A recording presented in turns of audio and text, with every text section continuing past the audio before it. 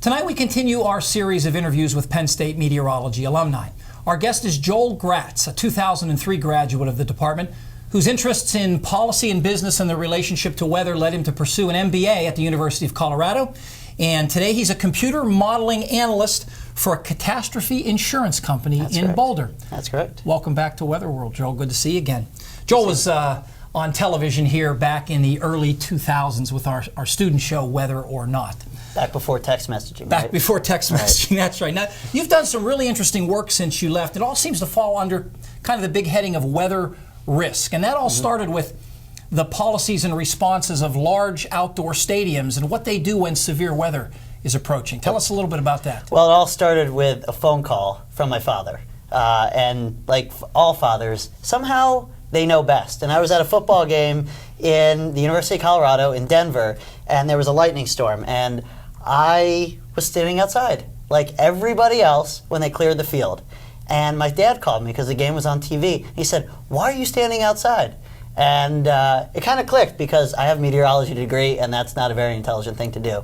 So we took a look at what stadiums are doing, not only to protect the players and the coaches, because they often clear the field, but what do you do with 50, 60, 100,000 fans in the stadiums? So we found that a lot of stadiums didn't know what to do, and that was it. So we wrote a paper and examined what should they do. And we think we came up with some good suggestions of crowd management and some other engineering fixes they could make.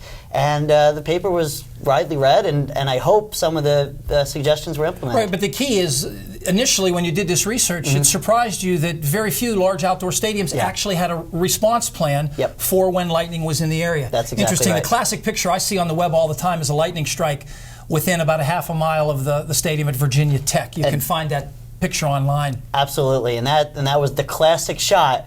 And Virginia Tech, they had power knocked out and the sound system was knocked out, and they had no backup plans, and it didn't end well.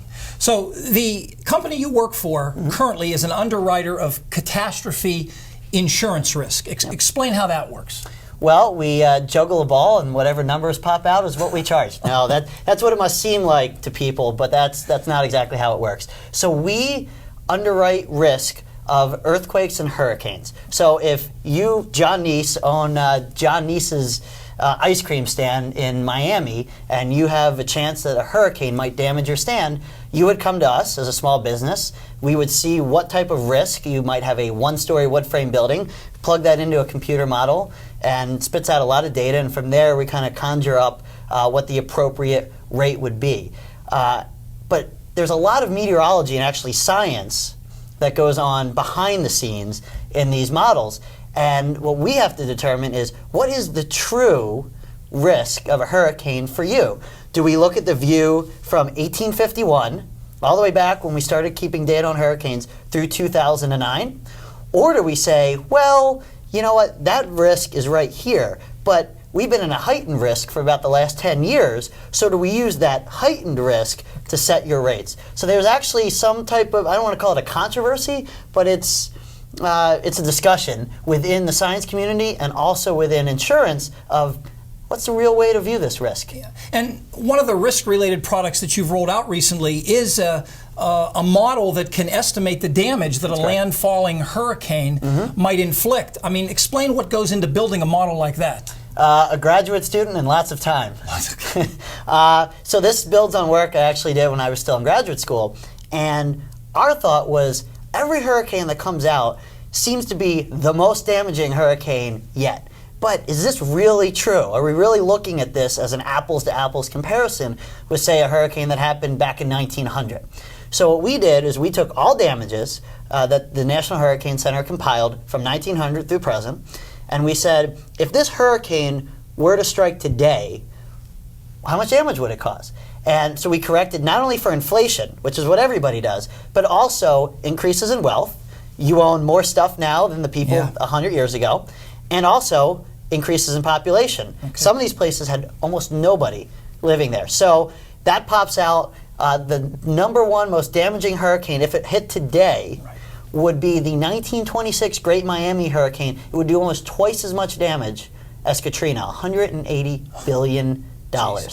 So this adds perspective so that you can understand how bad hurricanes are now compared to how bad they used to be. Yeah.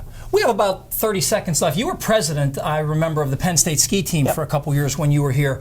How's that love of snow carried over into your professional life? My love of snow hasn't changed from when I was 5 to when I'm now. And I'll tell you what, I still get excited and I still love it. And it's mostly just a hobby, forecasting snow and powder for skiing in Colorado. But I think some good things are coming along, and stay tuned on that. Okay.